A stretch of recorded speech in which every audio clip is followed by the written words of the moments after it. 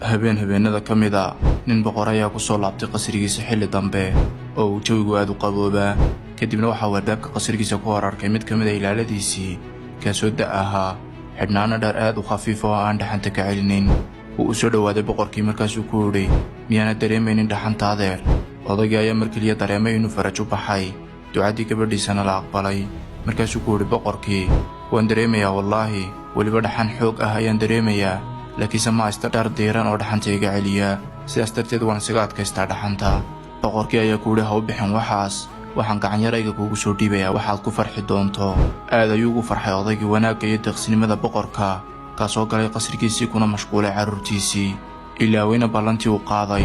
aroortii markuu waagu baryey waxaa la helay odaygii waardiyaha ahaa oo dhintay, horyaalana albaabka qasriga, agtiisana ay taallo warqad ay ku qoran tahay, mudane madaxweyne, waanu adkaysan jiray dhaxanta habeen walba anoo is adkaynaya, laakiinse ballantii aad iigu ballanqaaday dugsoonka iyo hadiyaddu waxa iga qaaday awooddaydii iyo adkaysigaygii, waana ii dishay, waxaana ii ilowsiisay ducadeedii joogtada ahayd ee aan mar walba odhan jiray, ilaahay anigu kuma kalsoona cid aan adiga ahayn. haddaba komitiga noogu reeb nuxurka sheekada iyo waxa ay ku socoto.